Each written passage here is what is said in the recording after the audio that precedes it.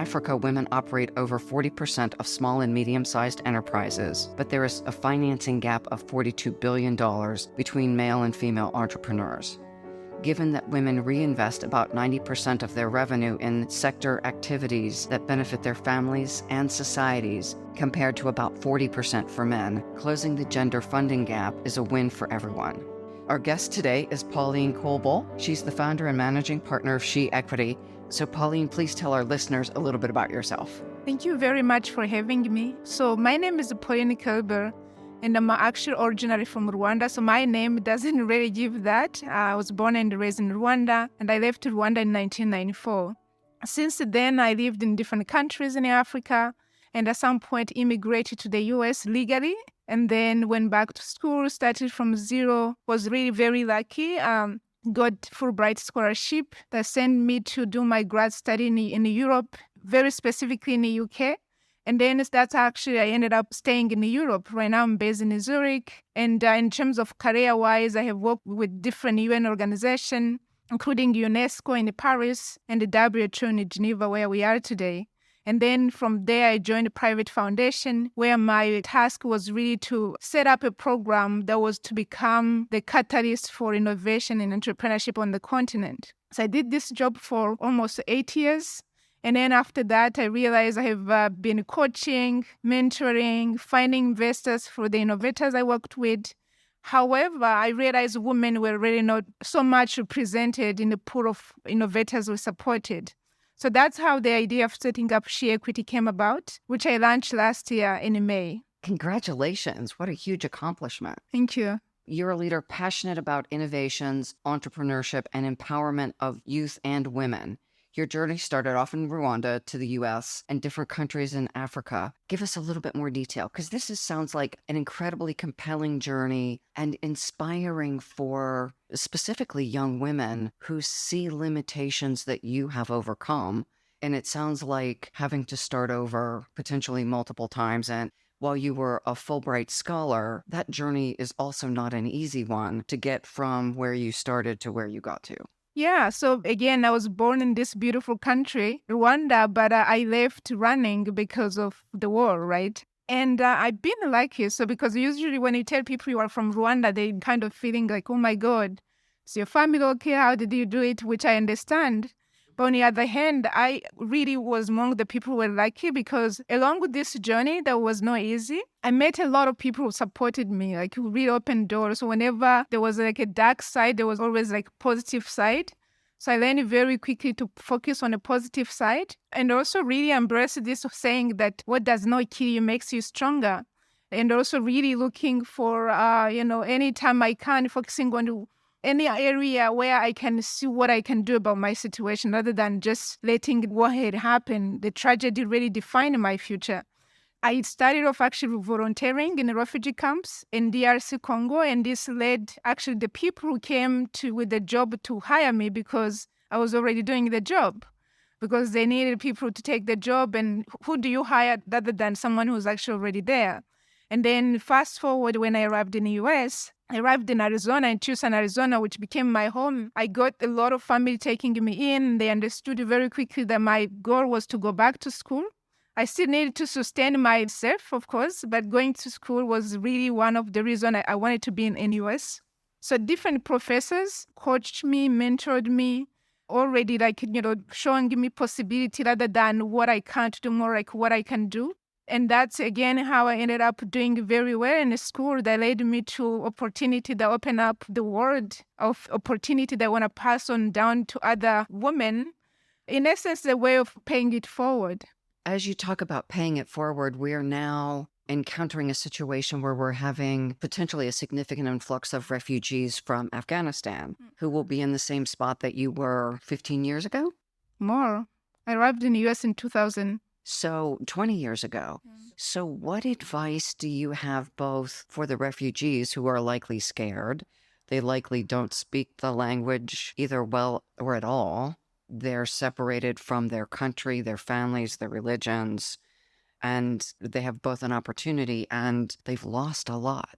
So what do you say to them as they embark on a new life, and also to the Americans who may be afraid of them? It's a very interesting question. The first things I would say, hold on hope. So I actually learned a while back how hope could be an abbreviation for hold on, pain eases. Wow, I've not heard that. Hold on, pain eases. Exactly.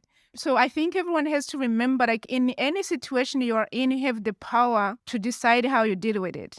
If you decide to dwell on the past, you're not going to move forward. So the Afghan refugees who are making it in the US, I would say they're among the lucky ones, because we have seen horrible images, people trying to leave or stranded somewhere in the middle of nowhere. So if you make it there, count your blessing, because you go there because someone somewhere is really kind of rooting for you. Uh-huh. So you can hold on that vision of someone rooting for you, even if you don't know who they are, because there is a reason why you are there. And also, again, realize, I guess, for me, what I like people to get from my story is that the whole thing about American dream, it's not a myth. I don't know how much is still the reality with all the geopolitics that we have.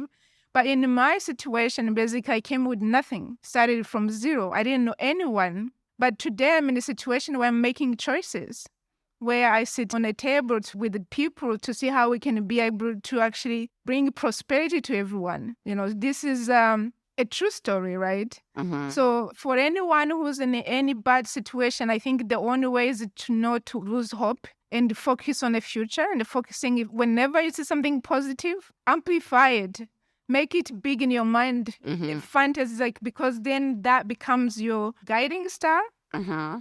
And again, realizing that once you are in the US, you're going to have people who are going to like you, some people who are not going to like you, like everywhere. It's not just a US thing. Right.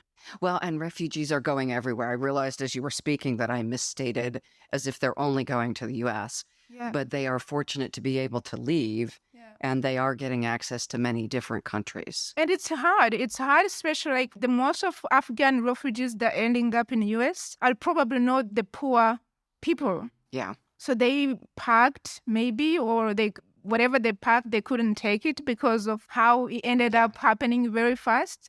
But those are people who probably occupying very good position. They could be doing the same work you're doing in mine. And then suddenly they arrive. And one thing that's really kills you when you become a refugee, that I hope everyone who wants to help refugees, or everyone who sees refugees not human or being a problem, to realize usually when you become a refugee, you become a number. So basically your name, your dreams, everything, no one cares about them, right? But you have the power to not lose that. So people might call your number, you might show up, but you have your name. So you have to find a way to see what you can hold on, and then use it as really a tool to move you forward. Because again, it's not going to be easy, moving from your job to another job. But you can start and make it if you don't give up. Yeah, I'm just thinking physicians and highly educated people don't get to just get that same job. Yeah, you need to go back or either take a test. My first job in the US, I ended up working with refugees myself and supporting refugees from former Soviet Union, the Somali Bantu group, the Lost Boy of Sudan. And it was interesting to see also the difference in where the refugees were coming from, the one who were coming from a refugee camp, who have been there for a long time, the Lost Boys of Sudan. Their expectations were not very high. They just wanted to have a safe place, be able to go back to school. So they didn't have a reference I'm a doctor. So in essence, it was easier for them actually to adjust. But the one who were coming from a Soviet Union, being doctors, and then you tell them, okay, your first job might be to clean hotels or do something in restaurants, was very hard for them. But again, at the end, it's all about looking at the short-term versus long-term view. The short-term, you're safe. You have your 2 feet, you have your brain. Long-term, you are in a country that could, open up opportunity for you. So it's up to you to decide what you do with it. And your choices are very clear. Thank you for the voice of hope. Now speak to the Americans who are afraid that refugees are going to, fill in the blank, overtake us, change our culture, in some way do harm to their communities. I think human nature somehow works on emotions. And one of the strong emotions is a fear. Uh-huh. So people are afraid of unknown. And then there's an amplifying factor that makes people even know before what they don't know, so they get afraid before they even see it. And talking about, all the hype around social media and things like that, people put there with a different agenda. I'm not an expert on the topic. I'm talking about what worked for me, right? Well, and that you worked with other refugees coming over. Exactly. So you've seen thousands of precious human souls trying to find safety. Yeah. So what worked for me and what worked for the successful refugees I have worked with is, again, realizing, okay, you come in someone's house. If anything, you can try to help them understand that, coming in to take and everything. And so this is on you. On the other side is also realizing that those who are afraid might not be afraid because they don't really know. So finding a way to educate without being like a teacher or patronizing, by saying, okay, one of the myths is that refugees come and take jobs, which is actually not true in a U.S. setting, because most of the jobs the refugees take when they just arrive, most Americans don't want those, right? The other myth is that refugees come and then they take food stamp and they become dependent. Actually, that's also not true in general, because every refugee I know, they're coming in for a better life. No one is coming to stay on food stamp. They might need food the first day, the second day, until they figure out how to do. But everyone wants to have back their life, their dream life. The refugees spend, because when you arrive with nothing. So the first paycheck, you're buying TV, paying your rent, shoes, clothes. And then you want to buy, an apartment. Like I bought a condo in my hometown. Almost all immigrants I know have bought houses. You buy car, because again, I'm talking about the context of Tucson, Arizona, so public transportation is not very good. So you can't do much with buses. So at the end, basically, we're bringing different cultures that maybe are unknown. On the other hand, from an economical perspective, actually, immigrants contribute. You need everything to start from zero. And then in terms of the power of diversity, I can tell you, for example, again, my hometown, Tucson, Arizona, at the end, we built a system in a way that people were welcoming refugees because they realized what they were bringing in, the different food, different music, the different experiences. And I don't know how much we managed to change those who didn't like it. But I feel like at the end of the day, we never saw people complaining. And I think so. I would again go back, say, okay, you start with realizing why people are reacting the way they react. It's because of fear and unknown. So anything you can do to help them realize that you're not a bad person, and also the system that is supporting refugees, because you're coming legally into the system that's very well organized, by the way, in the US, because I know it very well. So making sure that there's a not side-by-side community, but integration. Like one of my reasons I feel I've been successful, I'm still working on it, is because I managed to integrate. And I integrated not just because I tried hard or I did my best, but also the community saw the value that I could bring, that I wasn't someone coming to take, but I was also adding. And we need to be actually highlighting this kind of story of many refugees who came in and contribute to America, not the old story that we know about people coming in Statue of Liberty like now, because we have a lot of stories. Maybe in the future you can interview other people telling the same story and see whether people pay attention. I'm actually working with a hotel client, and their senior vice president of operations is a refugee, and I want to say from Sudan, who has a brilliant story. One of the people I'm presenting with here at the conference is a refugee from Syria. They have come to the U.S., they've had opportunities, and they have contributed mightily. So it is, I think, important to tell that part of the story, one, that there is hope for people who, at their most vulnerable points, have opportunities. And for our listeners who may just not know what to expect. Your point about the community welcoming. And this same hotel client is creating a program to hire refugees to do work in their hotels because they have a workforce shortage. It's a brilliant opportunity of path to work and creating safety and basics for these, again, precious families who just want the same thing we all want. respectable work, safe conditions for our families, opportunities. So I want to turn a bit, and I realize this wasn't the objective, but as we're talking about hope, it is not only refugees, but we have significant issues with anxiety and depression for people across the spectrum. Yours is a story of hope that in your worst moments, you have found ways to stay positive and constructive. And I imagine you had some incredibly difficult moments along the path. What would you say to the teenager who doesn't see a path forward in their lives? Or the young mom who's trying to support children and go to a job without childcare? The many people who are just struggling right now, and especially with ShEquity, the focus on our young women.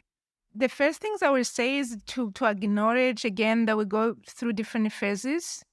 And find, I guess, if you're depressed, it's hard to think that this is a phase because you're deep inside. Mm-hmm. And here maybe I'll address on the people again around the person who's depressed, because once you're depressed, it's not just physical, it's also chemicals. So you need help, right? Mm-hmm. So one, you need to accept help. The second is to realize this is a phase in your life. And I think in general, because maybe it might not be for everyone, I think in general, everyone might have had a moment in their life that's beautiful. Being able to revisit. I call those, I think they call these moral boosters. What is it that if it was to happen again will make you smile? Mm-hmm. Because again, finding a way to rekindle hope, I keep going back to hope, is the only way you can address your current situation and be able also to put together a strategy for how you get out of it. But you need to be able to acknowledge where you are right now, not accept it in the sense hey, it's done, I can't do anything about it, but realize this is a fact, now I have to move on. I remember I was talking to a friend of mine at some point, and she was telling me about some of the issues she was going through, and she's saying, Pauline, I feel like I'm almost depressed. And I told her, look, my friend, depression is not an option if you want to get out of it. Uh-huh. But she was not depressed, right? But she was feeling like she was a bit going, deeper into that road. And the reason I said that, again, if you can manage to not get deeper, then you have also a chance of getting out of it and then making this as a reference of how you can move forward and never go back. For the young people, one thing that has helped me as well is looking up for role models, trying to see people who might have similar stories. I looked up your story. It's amazing, but I can't necessarily relate because we didn't grow up in the same situation. Maybe we didn't go through the same thing. But imagine there might be someone like you who's seated in your position who might have gone through some other things as well. Being able to know that they made it, and then they're thriving. It also helps you because it's hard to become what you don't know and what you have never seen. So finding role models, and I think again in terms, I keep going back to the community around you, finding example for how other people have done it, knowing that other people are not you, but they might shed light that these things happen and the difference is how you deal with it. And the future is there. And you can choose to shape it or just accept the way it is. And again, I know this is too much for a younger person. That's why for younger people, I say, find a mentor, a role model that you look up to whenever you feel like something are going in direction that you don't really like. And your story is the story of that. So people who may never meet you can still look to you as a role model. I hope so. That's why I do what I do, because as I said before, I wanted to pay it forward. Because the people who open the door and the windows and everything else, I can never be able to pay them back. But I remember when my professor at the University of Arizona, when I went on to win many awards, they were very proud. And I was proud because I could give them something where they can see that their efforts were not lost. And now what I'm setting up, many people that I have worked with, some of them now are on my board. So they're seeing that whatever seed they sow was not lost. So now let's shift to ShEquity. Mm-hmm. Tell us a little bit more about how do you identify who to fund? How did this come about? Basically, this came about based on the fact that I spent the last 10 years working with, innovators and entrepreneurs across the continent of Africa. And at some point, I realized we were doing an amazing job. However, we have not really managed to include women so that we can actually put processes in place that allows women also to make it to the finishing line. And I know some of the arguments that people say, okay, no, you can't do, special treatment for women. They should compete equally. But you and I know it's not that. It's about, the level playing field and making sure that, whereas some people are starting going to really pave the road, some other people are starting going to hilly road. That's unpaved. That is unpaved. That are living in a house that is dirt floor. Exactly. That don't have electricity. They're still cooking on a wood stove. Exactly. So I saw an image that I like to use in my presentation now. It's showing like how when it comes to African women or brown-looking women, it's not just about the glass ceiling, because when we talk about inequality, we always talk about glass ceiling. It's about the sticky floor. Interesting. They can't really move because there's so many things holding them back. So what I put together ShEquity is to say, okay, I have seen during the last 10 years working in this space on the continent, many women creating solutions that can solve many problems that we talk about when we're talking about sustainable development goals. However, the existing systems, whether it's a non-profit organization, usually we help people who don't have anything, like what you mentioned, people who are living in the house, mud, nothing, which is good.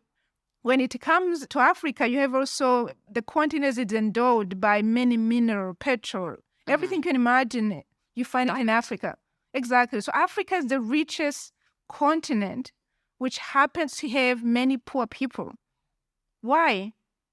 Sometimes people say, when they talk about Africa, they say Africa is a poor continent. It's not true. Africa is a rich continent with many poor people. And the reason for me, I think, that this is the fact, this is the reality, is because we're not empowering the local problem solver to solve the problem so they can actually be a part of bringing about the solution that they can scale and tackle every issue you can imagine. We still say, okay, there's a problem in Rwanda, let's import a solution. What about funding, investing in a local entrepreneur? Even better if it's a woman, because as a woman, we tend to create solutions that are addressing really problems. And when we design a solution, we make sure that it works for everyone. When it's done by the other side, it might work for the people who design it. So there's a lot of reason why investing in women makes sense, right? And investing in women entrepreneurs, they're not asking for help. They're just asking access to opportunities. And I feel like this narrative is missing when it comes to Africa. It's always about aid or about other issues I don't even want to discuss here. Mm-hmm. But if we were to shift the discussion to say, okay, let's look at this younger population, the women who are driving the business. I think you mentioned 40% of SMEs and many other things. Just to economically empower them. And the key for me, keyword is economically empower them. Because we talk about empowerment in general, but it always does not come with money. And I think the moment you are economically empowered, you can make decisions that are good for you, for your family. Your girls will be inspired because now mom is a part of people who decide, am I going to send her to school? The school, am I going to pay a tutor? So the mother will be involved in that discussion because also the money belongs to her and she made it. And I think that's how we transform societies, not just by handout, but really economically empowering. So what ShEquity does is basically to say, okay, we know we have seen many women creating solutions, and most of them are stunted just because they can't access the capital they need. And one of the reasons they're not accessing the capital is it's linked to many issues, but one of them is affinity bias, which links to people right now who actually allocate capital are not women.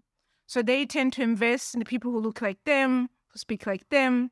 So therefore, if you go to pitch and you're a woman to this other group that can't really relate to your story, even though your business might be comparing, they might think the way you pitch is not good enough, therefore you don't get the money. So this is going with ShEquity because we're only focusing on women.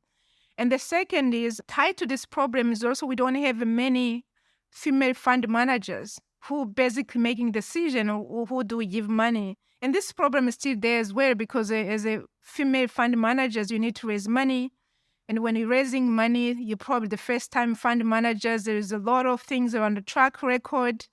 So the whole discussions, or the issues remains. And what we're doing at ShEquity to say, okay, we're not going to let those issues be the talk of the day, but we want to be showing example of how it can be done, hoping that the leaders, the true leaders, will join us and really start showing that we can achieve the SDGs very fast in an inclusive way where everyone wins.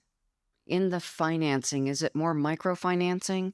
What I've read and the women I've talked to are often creating smaller businesses, community-based, that really help the entire community meet local basic needs. Is that inaccurate? What you describe is accurate. However, what we're doing as ShEquity, as the word say, it's about equity. So we are doing a venture capital investment. So we basically making sure that women can build business that can grow and scale. Whereas I respect what microfinance has done. I think they have achieved a lot. One area where I think they have not really done a lot, it's really promoting business that can grow and scale, where you can actually go from being micro to macro. So there's this mentality where microfinance keep women on micro, And I think as long as you're micro, you have no voice. So let's face it, you're going to survive. But I think as women, we should not just be about surviving, especially because we have a talent, we know how to do it. We're just asking for tools.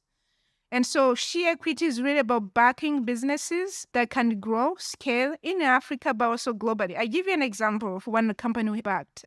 This is a company in Nigeria called Medzaf. It's in healthcare. They have built a platform that ensure the safety of a medication end to end, from the manufacturing to actually distribution on the ground. And this business basically is addressing one of the key challenges in Africa, where about 40% of medication sold on African market is either substandard or fake. Really? That's a huge percentage. Exactly. So this company is now servicing about 200 clinic, hospital, and pharmacy in Nigeria, making a revenue that is growing every month now, especially with the new round they have raised. And the intention to be able to scale to Ghana, other countries in Africa, and eventually also bring this solution to other markets, because this problem is not just an African problem. It's a problem we find in many emerging markets, and to some extent also developed market, because no one looked for, if you don't pay attention, you don't really know. So this is the kind of business. It's a tech-powered company that is addressing real issues in healthcare. So they were involved in a PPE, for example, distribution, ensuring that all the PPE material coming to Nigeria are safe for people. So this is the kind of business we are backing. Another example of business we're backing is a circular economy business model that is called EcoDudu. They're based in Kenya. So what they do, basically, they produce insect protein, and at the same time is also produce organic fertilizer. And they do this by basically taking organic waste and also African black fly soldiers. And then through this incubation process, they produce maggots that then are used as a feed for livestock. So this is, again, everyone talking about circular economy, waste management, the food of the future. This company is ready to raise a next round and be able to actually grow venture scale in other markets. I just don't want to give too many examples, but those are examples. They started small, but they're growing. And that's what we're promoting as ShEquity. Where does the money come from? So the money comes from investors. So again, because of the issue of being the first-time fund manager, being a woman, or the issues we know, like in terms of the sticky floor, right? So we also experienced that. So what I did was I started it with my own saving, and then I convinced a few friends later on after I have invested in 3 companies, and I showed them example of the kind of business we're investing in. I showed them the pipeline, showed them like could be really a bigger business that drive profit, but also impact, from social environment impact. And they loved it. So 2 other women joined me. And now we have a few other women joining. And eventually, I'm hoping also men will join. So we started with, again, taking like entrepreneurial mindset, like a lean startup approach, start setting up a special purpose vehicle that's set up in Mauritius with ability to invest across Africa, which has allowed us now to invest in 7 companies in 6 countries already. And so the idea is we reach 15 companies. And once we have this 15 companies into our portfolio, then we will roll over into a proper structure, officially VC fund, and we're targeting 50 million. So even ourselves, we're thinking about the growth. So we're having a phase approach, because the reality is you can't start from zero to want to raise 50 million. It's impossible. If you look like me and you don't have 20 years experience in the VC world, and because I know people want to make money, and right now a lot of people also want to have an impact. I'm convinced the moment I can show them with example, a skin in the game, that this is what we have achieved with this, here's our pipeline, here's our processes, I should be able to raise the 50 million. So hopefully some of our listeners will consider contributing. How would they find you? So they can find us on the website, ShEquity, so ShEquity, or they can find me on LinkedIn, Pauline Koelbl. I'm hoping on that show you will put us my contact information. Absolutely. The thing is for me, so I want people to come and invest in ShEquity or the like of ShEquity, but I also want people to pay attention to this kind of stories where we can make money when we are also contributing to people on the planet. And there are many probably other way to do it, but I think betting on women. And when it comes to Africa, we all talk about poverty in Africa, and women are at the key to actually really ending poverty in Africa. And the women entrepreneurs, innovators are at the center. So if we don't include them, if we don't invest in them, we might have to redefine again SDGs post 2030, which we did with the MDG, right? So we don't want to do the same. I don't know if you're familiar with the Millennium Development Goals, or came before the SDGs. They were not achieved. And then the leaders will convene and they say, okay, now we call it SDGs and now we push the deadline. We don't want to push the deadline and come up with new name. Hopefully, once we achieve these goals, we look at the next round. For people curious about how a fund works, if I were a woman in Africa who wanted to get funding, how would the process work? I'm guessing many people aren't familiar with this. So if you were looking for funding, different way to do it, like in terms of the startups, in terms of the startups, some of them participate in what we call like incubators, accelerators, which organize pitch sessions, and they invite investors like us and different investors to listen in. And then if investors are interested, they get in touch. Some people also just send pitch deck via LinkedIn, via email, which usually this is not really the best way because people want to trace where things came from. Or what we have done as well, which I didn't mention, maybe I can mention it quickly. So we set up our own accelerator as well called ShEquity Business Accelerator. And SHEBA is basically also allowing us to identify a pool of women who have potential to build successful business and scalable businesses. But the existing structure they have, the team, everything is not good or investment ready. So basically, SHEBA allows us to de-risk, restructure, look at all aspects of the business from like investor mindset, whereby at the end, so it's a 16 weeks structural program, masterclass, market tests, where you can see if you need to pivot or not.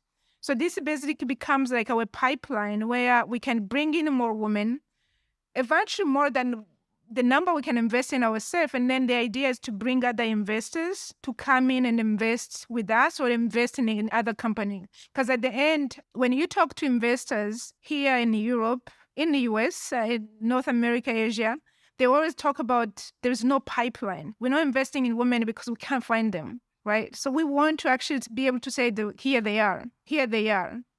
Because the pipeline excuse has to stop. And to stop this, someone has to be also really working on acknowledging some of the issues on the table, which to say, okay, most of the business run by women might be not well structured, might not be ready for investment. And by the way, the reason is the case because, again, those women are not getting much support.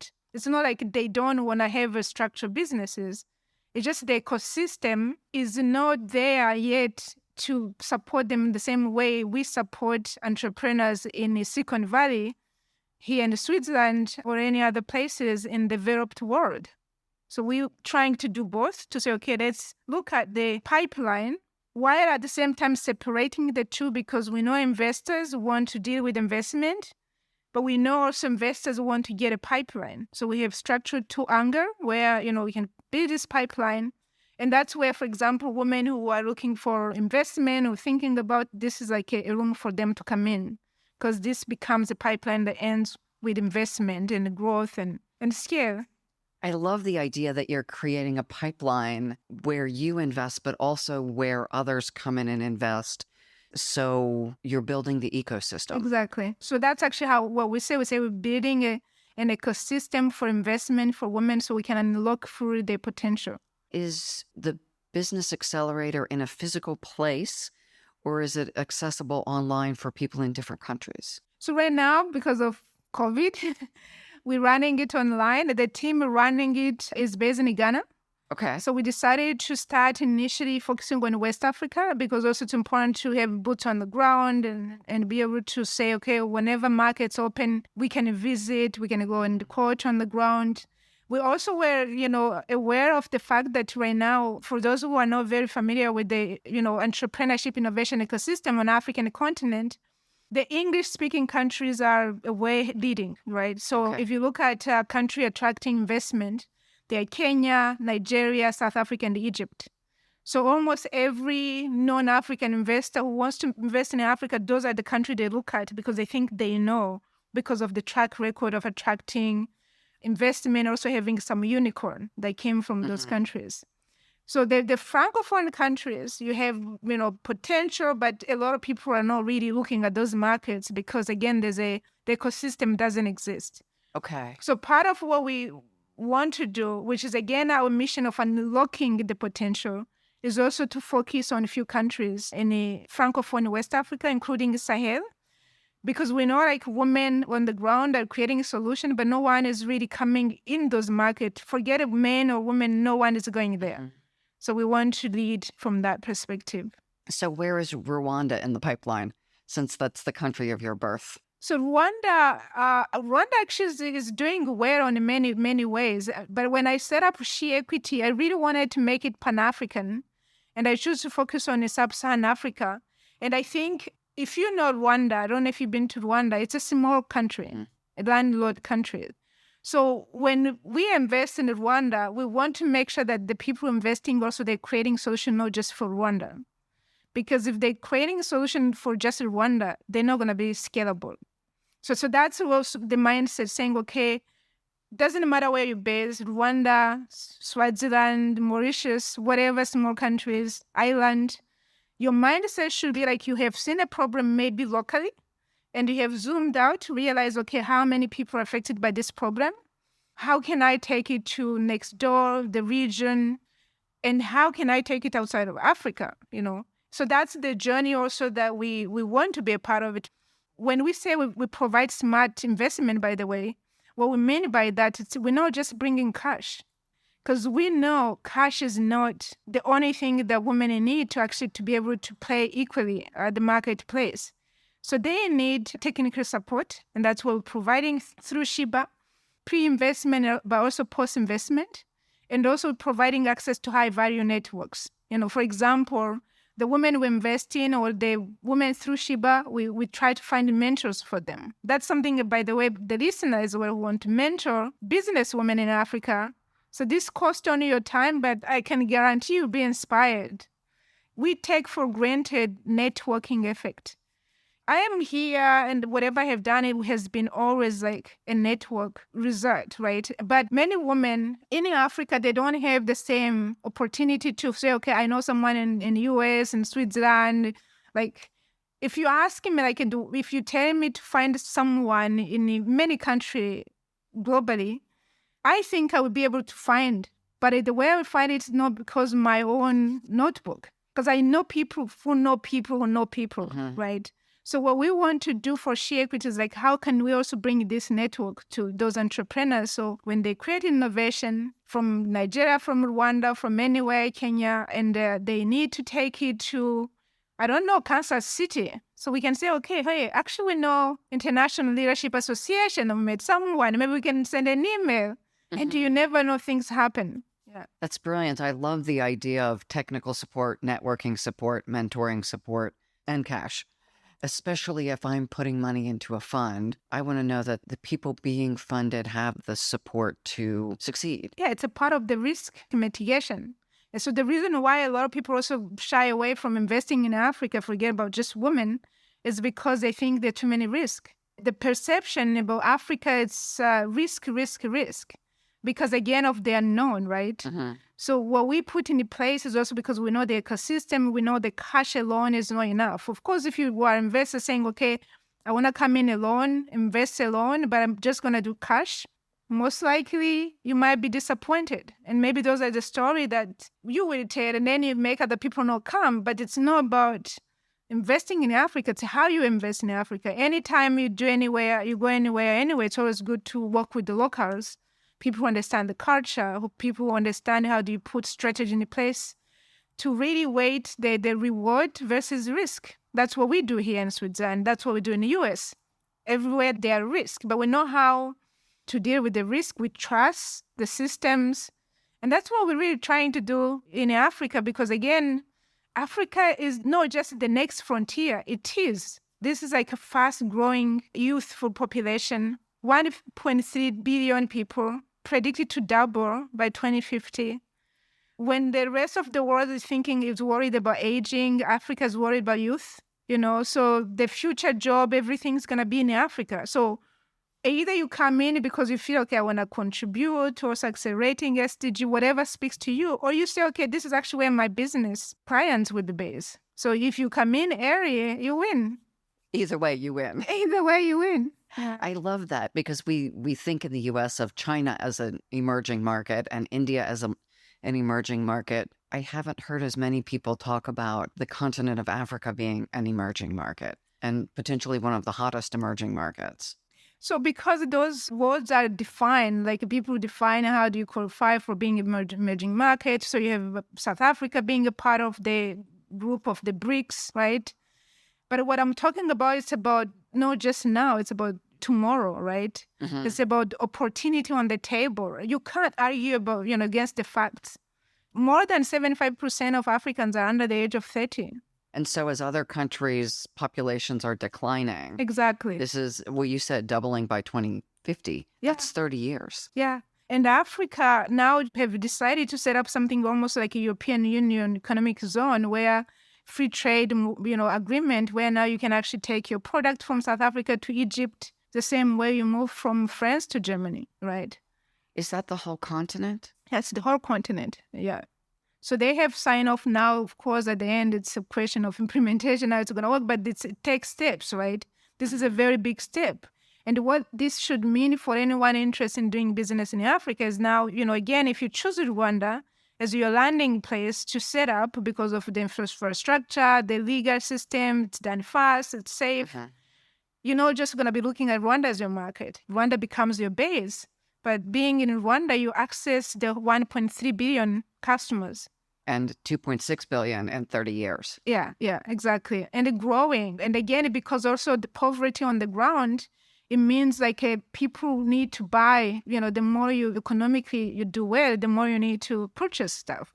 So the consumer are in Africa. They're not going to be in the US and in Europe or Asia, So you talk about China, India. China is doing a lot of business in Africa. I don't want to go into that discussion, but the key is like everyone is basically right now in Africa, people who basically see the future or interest to be a part of the future.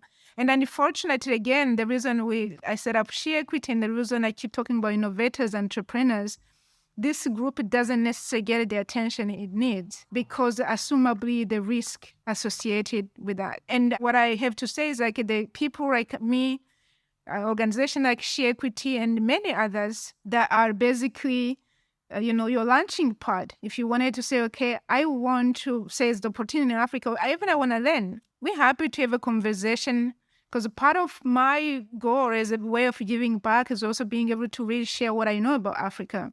Going back to what I said, sometimes people don't take actions. Either they're afraid or they don't know, right? So I am available to even have a call with the people to just share and answer any fearful or inspiring story they want to hear. Because I think one has to start by educating or knowing. And again, at the end of the day, if you want to be a part of a successful story and also make money, business with a purpose, investing in women, you can't go wrong. You can't go wrong. I love that. So as we wrap up, it's been an interesting conversation ranging from your personal story and how that helped you land with ShEquity, that leaving as a refugee, working in a refugee camp as a volunteer, getting hired, moving to Tucson, going through college, being supported by the community and your professors, and now you're paying it forward by creating ShEquity and giving back to women specifically on the continent of Africa, by creating a global fund, by creating a business accelerator, and by building an ecosystem that really does help address both the sticky floor and the glass ceiling of elevating women who are the ones who are going to spend 90% of their income in their communities and largely in support of their families. And educating the future generation. Basically, if you invest in a woman, as the statistic keep repeating, it's almost like you're investing in 50% of the population that raise the remaining 50%. So pretty much like you're investing in everyone. And then if you invest in entrepreneur and women entrepreneurs, then they bring you that entrepreneurship level, innovative level that creates solution that can really solve many problems. And who usually face those problems? Women and their children. So you're interested about girls. Inspiration, role model is the best way to inspire girls. And who inspires you most? Usually your mom, right? So we need to start with, women, economically empower them. I keep emphasizing economically because I think the whole talk about empowerment in general is limiting. We really need to be talking about how do we build equity for women. Because with equity, then you have a say, you have a power to decide. And women, I know, maybe I'm lucky to only know this kind of women, they all talk about want to be transforming society where it's not about them, it's about the society. So whatever tool they get, they want to multiply. Because as someone said, this is not me, I'm quoting someone like women are multiplier. So they give you kids, you give them money, they give you multiple return. It's just about time that we realize like it's also for our own benefit and humanity to really back women, because the whole discussion about climate change, by the way, I know we're wrapping up, there's quite enough research showing how if we were to economically empower women, most of the issue we're discussing also would be addressed just by empowering women. SDG 5 touches on everything you can imagine. What are the issues we're discussing, we're trying to solve? For our listeners who don't know SDG 5, what is it? Gender equality. Okay. Yeah. Because we have a 17 Sustainable Development Goal. Mm-hmm. And I argue, not alone with many other people, that if you were to empower women, make sure there's a gender equality, you can actually be able to address many other issues around, healthcare, education, partnership, environment, like you name it. Those are the things that are affecting women, and women are trying to solve those issues, but they're not included and they're not empowered. So if you were to economically empower them, so they can actually be the one also deciding where they invest, what kind of business they back, the business with a purpose, or just business with focusing on the profit. So I know women will always back business with profit, people, and the planet. And that's, I think, it makes sense, at least in my word. So for our listeners, this is absolutely an invitation to connect with Pauline. We'll have her LinkedIn information in the blog and in the newsletter, contact information, more information about ShEquity. And her invitation to all of you is certainly contribute economically to the investment fund where you get a return Also contribute your wisdom as a mentor, that for many people who aren't able to contribute money, they can contribute inspiration and wisdom and experience. These women entrepreneurs need all of it. And so we do invite you to connect and contribute and experience the richness of helping young women in Africa scale their businesses and thrive. So, Pauline, as we close, will you remind us what hope means to you? Yeah, hope means hold on, pain eases. And I want to use this time to also thank you, Maureen, and also thank everyone who has really supported me to get here. So where I can be able to share my story, hoping that inspires other people to look at refugees as an asset, not a problem. Thank you. Thank you. So a potential revision for this conversation is hold on, promote entrepreneurship. Sounds good.